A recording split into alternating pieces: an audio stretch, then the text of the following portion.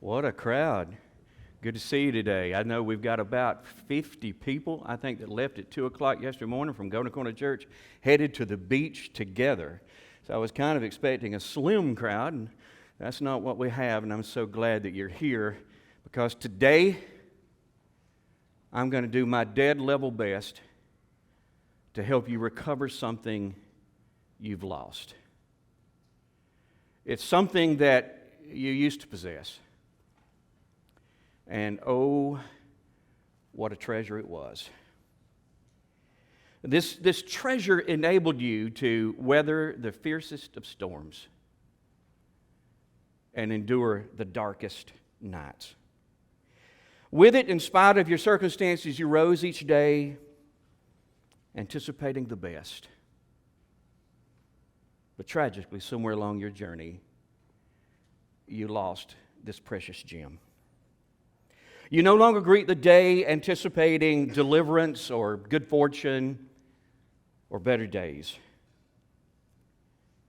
And I know why. You've lost hope. You've been going through trying times for a long time. In the beginning of these difficult days, it was hope that carried you from one day to the next to the next. You believed that things would eventually get better. You really did. You believed that. But they haven't. Days turned into weeks. Weeks turned into months. And for some of you, months have now turned into years. Things haven't gotten better. As a matter of fact, things may have gotten worse. Each unsolved problem, each crushing disappointment, each unanswered prayer has eroded your hope. Am I right? If so, I'm encouraging you to listen very carefully to this sermon because it is for you. Today, I want to help you hope again. And to do this, I got to tell you a story that's found in the Bible. It's found in the Old Testament book of 2 Kings, chapter 6 and chapter 7. Ben-Hadad, king of Aram, had besieged the city of Samaria, which was the capital of Israel. He wasn't allowing anyone to enter the city. He wasn't allowing anyone to exit. And in time, this produced a great famine, as you can just imagine. The famine was so bad that people were resorting to eating things that you and I would never think of eating. I'll give you an example.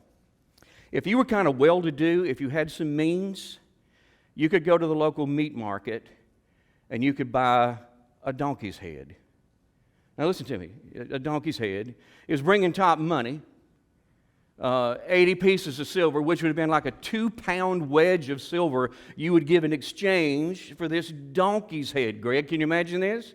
You're going to go home and somehow I know you're going to prepare this. I don't know how you prepare a donkey's head. The question I had this week was, what was happening, Ben, to like the ground donkey, the fillet of donkey? Who was getting that? If the well-to-do were settling for a donkey's head, I got to imagine you had kind of these tiers. Maybe royalty were grilling the ground donkey on the grill. I don't know. The well-to-do were left with the head. But what about blue-collar workers? What were they eating?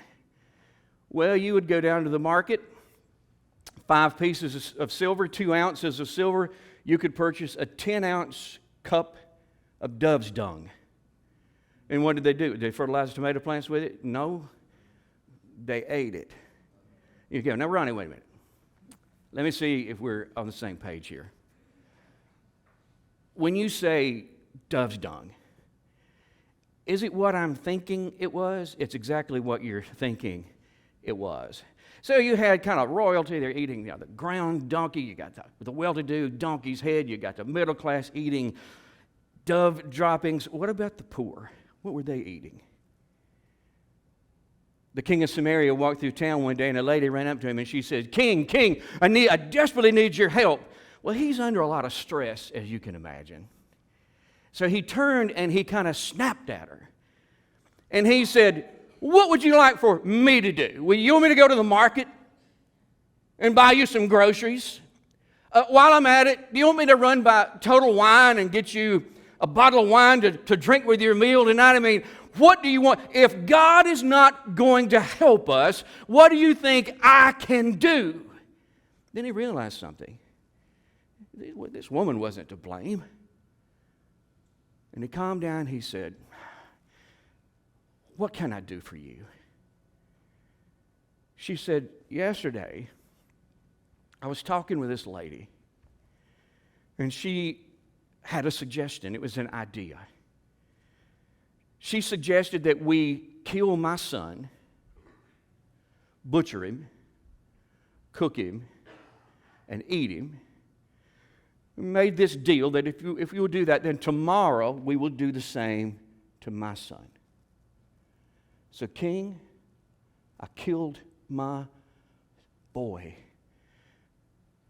I cooked him, and together with this other lady, we ate him. Now, today I went to her house for lunch, and she has now hidden her son. That's what the poor were doing. When the king heard this, he was irate. He took an oath. He said, if I haven't severed the prophet Elisha's head from his body by the end of the day, I just want God to kill me. Now, wait a minute. Who's this prophet Elisha? And what was this guy? What was the king's problem with him? Well, the prophet Elisha was the national prophet of Israel, kind of been like Billy Graham in our day. I mean, he's the guy. He was the main guy that God spoke through. What's his problem? What's the king's problem with Elisha? What's the problem with the preacher? Well, Elisha, in the meantime, he's sitting at his house in a meeting. And he stopped the meeting, looked at the guys in the room, he said, guys, hang on just a minute. Something's about to go down here. He said, the king, and he referred to him as a murderer. He said, there's a murderer coming to my door. He's got a little entourage with him, and they're coming to cut off my head. I'm going to ask you guys to do me a favor. When they get here, would you kind of hold them at the door? That sounds like a reasonable request. Just kind of hold them at the door. The next thing you know, here comes the king. Here's the entourage. And I want you to look what an exchange took place. 2 Kings chapter 6, verse number 33. The Bible said, while Elisha was still saying this, the messenger arrived.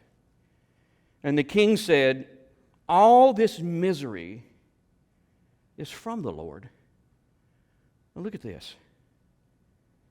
Why should I wait for the Lord any longer? Reasonable question. Elisha gives him an answer. Chapter 7, verse 1.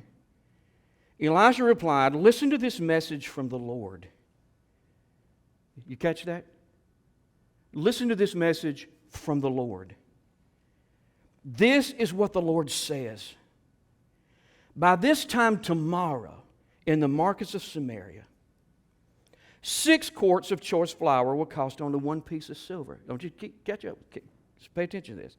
And 12 quarts of barley grain will cost only 1 piece of silver. He said, you want to know why you ought to wait on the Lord? About this time tomorrow, you could take the same thing you've been buying 10 ounces of Dove's dung.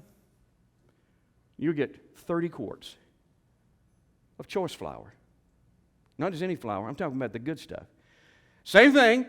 You were paying for 10 ounces of Dove dung. You get 30 quarts of choice flour.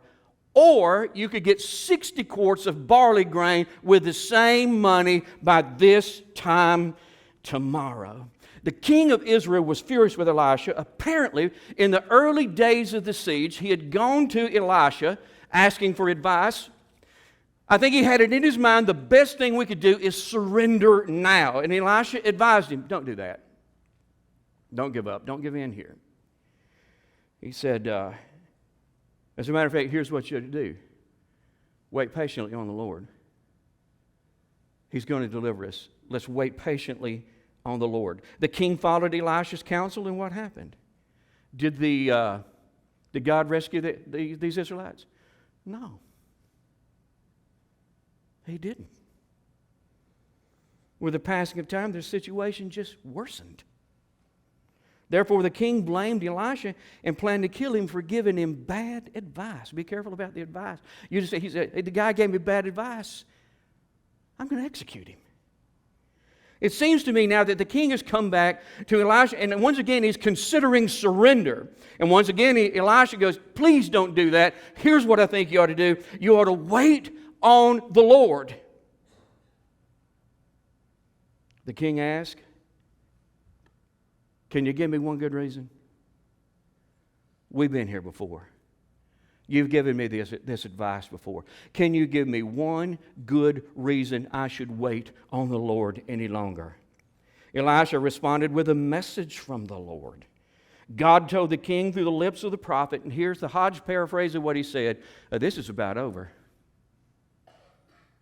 and better days are coming. God spoke through his man and said, you want to know why you ought to wait on me? Why you need to be patient with me? Because this ordeal that you've been in for so long, it's just about over. And better days are coming. That was God's message to the king of Israel. And today, I believe this with all my heart. That is God's message to someone in this room, someone watching online. That's the message God gave me to bring here to you today. And I want you to listen to it. I want you to open up your heart. I want you to open your mind. I want you to let these words sink down deep. This is what God sent me here to say to you today. It's about over. You hearing me? Whatever this is you've been going through for so long, that's taken such a toll, that's been so costly, it's about over. And better days are coming. You saw yourself in this story, didn't you? Like the Israelites, one day trouble showed up in your world. And it seems like ever since that day, trouble has been your constant companion. Things have gone from bad to worse, and kind of like the king in this story, you just can't take anymore. You know what happened to you, don't you? Your faith fled.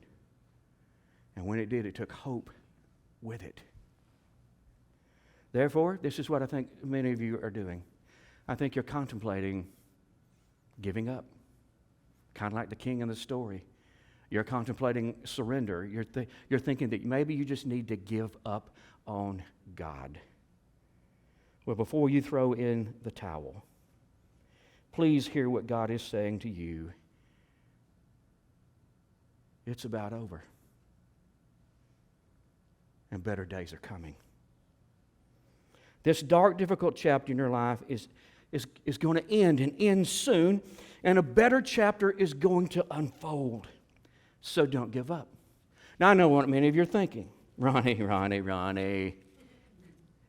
That's just simply too good to be true. You don't understand how far gone my situation is. Ronnie, it would just be absolutely impossible for this situation to end and for me to enter into better days. Well, if that's the way you're thinking, you need to hear the rest of the story. On the evening that Elisha had presented this good news to the king, there were 4 leprous men sitting outside the gate of the city. And they had an interesting conversation among themselves. One guy must have looked at the other 3 and said, hey, what's our plan here? Plan? What's our plan? What are our options? One said, well, we could just sit here. And if we do, we're going to die. 100% chance. We're going to die. All right? What else? Doesn't sound like a good... What's another option? One said, I do what we do. We could break protocol and we could go into the city. And what good would that do? This is what one of them said to the others. Well, there's no food in there either. If we go into the city, we die. 100% chance. We sit here, we die. We go in there, we die. Is there another option? One of them said, yeah, I tell you what we do. Let's go over there and surrender to the Arameans. What are they going to do? Kill us? Huh? That's what he said. What's the worst thing they can do? Kill us? We're going to die anyway. But there is this slim chance. that they may keep us alive. Maybe they'll make us their prisoners. Maybe they make us their slaves. I don't know. But we die if we sit here. Die going there. We may die, but there's a slim chance that we could stay alive. What do you think? They agreed. Let's try it.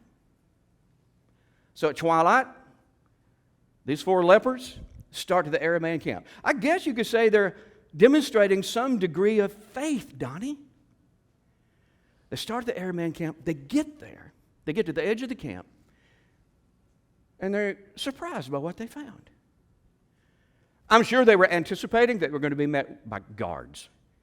Aramean soldiers protecting the perimeter of the camp. We don't have to go through them. If we survive them, they'll take us in. There were no guards.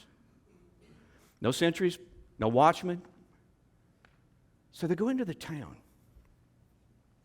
And it's vacant. No children playing. There's nothing. There's nobody. I imagine they yelled, hey, anybody home? Walk from one end of the camp to the other. There's nobody. How do you explain this? As they were walking toward the Aramean camp, God did one of those things that He alone can do. He caused the Arameans to start hearing something that wasn't there. Yeah, Ronnie, what did they hear? They heard the approach of hundreds of horses galloping. I tell you, the sound of the hooves were like thunder. They heard it distinctly. They all heard it. They heard it clearly. You know what they assumed?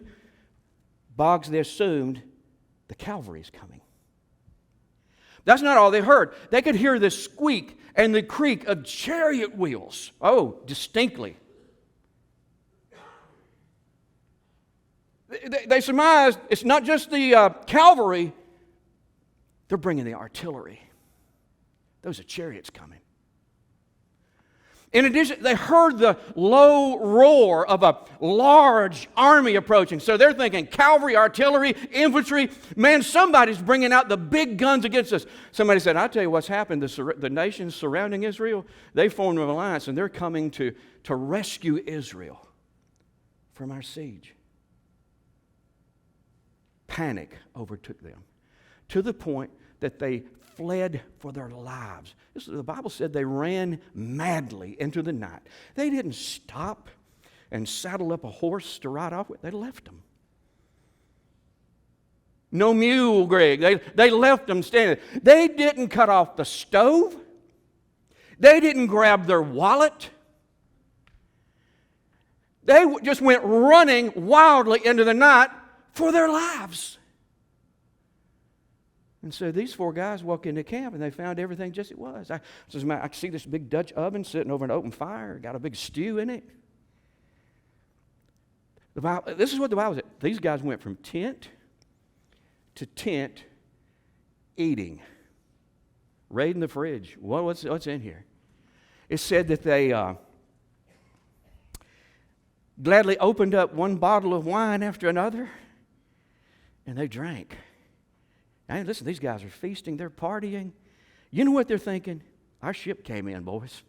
We've always dreamed of something like this. Man, our ship came in tonight. There was money everywhere, and so silver and gold. Nobody, like I said, they didn't think to put a wallet. They just start collecting all this money. They didn't have money. The Bible said there were clothes. Fine. These guys, how long do you think it's been since they'd had a change of clothes? They're going through the camp. They're eating. They're drinking. They're gathering up silver and gold. They're gathering up clothes. The Bible said they went out and they found them places where they could hide this stuff. And there's always a wet blanket in every crowd, right? Sometime in the middle of the night, one of these guys looked at the other three and said, we're not doing right. We're not doing right. What is it about this? It's not right. It seems to me like everything's going right for us tonight. He said, no, you don't understand. I don't know what happened here. But I do know this. It wasn't just for the 4 of us. And we've been delivered, but so has everybody else in the city of Samaria. They've been delivered too. All of this food and all this wealth and all, it wasn't just for the 4 of us. It's got to be for everybody in the city as well. And this is the way he reasoned it. He said, along with this deliverance and along with these blessings, we've been given an awesome responsibility. We now know good news. And if we don't go in there and share it, we're doing the wrong thing. Now, I could preach a sermon right there, but we're not going to do that. Maybe that's for another time. So they agreed. They go to the gatekeeper of the town. They tell him this story. It sounded too good to be true, right? They're just gone. Yep. The gatekeeper passed it on to somebody that worked in the palace. Whoever this was felt it was necessary to go wake up the king. In the middle of the night, they got the king up. They told him, this is what these guys are telling us. You know what the king said? I smell a rat. This is a trap. That's what it is. It's a trap. These Arameans are clever. They have pulled back into the darkness. They're hiding in the bushes, and they're using all this stuff as bait. And when we go out there, it's just they're luring us, and we go out there, they're going to come in and seize us, and they're going to kill us. That's what this is. And somebody that worked for him said, King, we're all going to die anyway. We're dying anyway. I think it's worth looking into. Give me 2 chariots. And let me and some guys go scout this out. The king agreed. They go over to the Aramean camp, and they begin to track the Arameans. It's obviously not in the camp, so they track. It was easy because the Bible said they left a trail of equipment and clothing.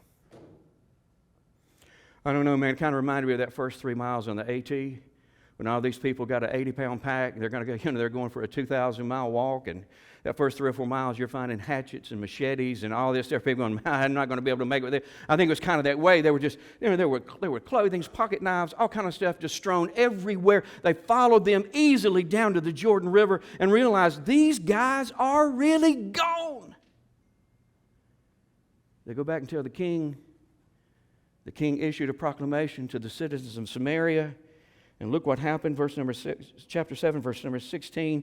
It said, then the people of Samaria rushed out and plundered the Aramean camp. So it was true that 6 quarts of choice flour were sold that day for 1 piece of silver, and 12 quarts of barley grain were sold for 1 piece of silver. This is a huge phrase, and I don't see it on the screen. You're going to have to trust me on this. This is where it reads, just as the Lord had promised. That's what it said. Everything went down just as the Lord had promised. God made the Israelites a promise, and He kept it. You know why He did that? He's faithful. He always keeps His word. God made the Israelites another promise. He promised that on the heels of adversity, there would be great prosperity. He kept that promise too. Do you know how God did that? He's able. What if these Israelites had given up? They would have missed out on everything God did. They would have missed God's deliverance and His blessings. In hindsight, I'm sure they were glad that they gave God just a little more time. You know, that's all God is asking from you. He wants you to give Him just a little more time. He doesn't want you to miss out on what He has planned for you. Your God is still faithful, and your God is still capable. He's not going to let you down, and He is well able to turn your bad times into good times. It's about over, and better days are coming. So I want you to hope again. Let me pray for you.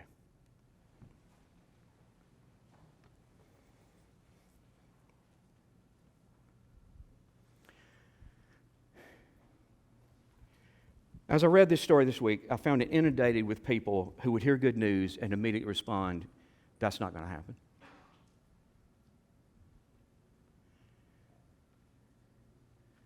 That's absolutely too good to be true.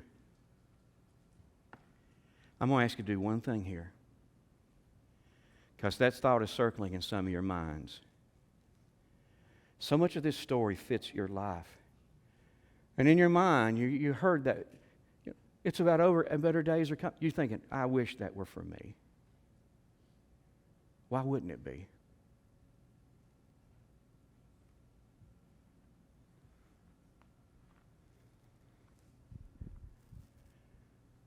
You say, it sounds too good to be true. I don't want you to fall into that mindset. I know God sent me here today with this simple message, and I know that it's for someone listening to the sermon right now. I bet it's for you. And I want you to believe it. I want you to leave here today expecting it. I want you to leave here today full of hope. Father, that is my prayer. For everyone gathered around today, everyone listening online, everyone here in the auditorium, and God, I know how dark life can be without hope. And I just pray this. I'm praying that the tiny spark of hope that was in someone's heart as they entered this building today, or as they turned on the service today, or I just pray this, that spark would grow into a flame, an all-consuming flame, and that people would leave here anticipating you stepping into their situation, delivering them, reversing their fortunes, and allowing them to experience better days once again. God, I'm asking you that in the name of Jesus. Amen. Guys, thank you. You're free.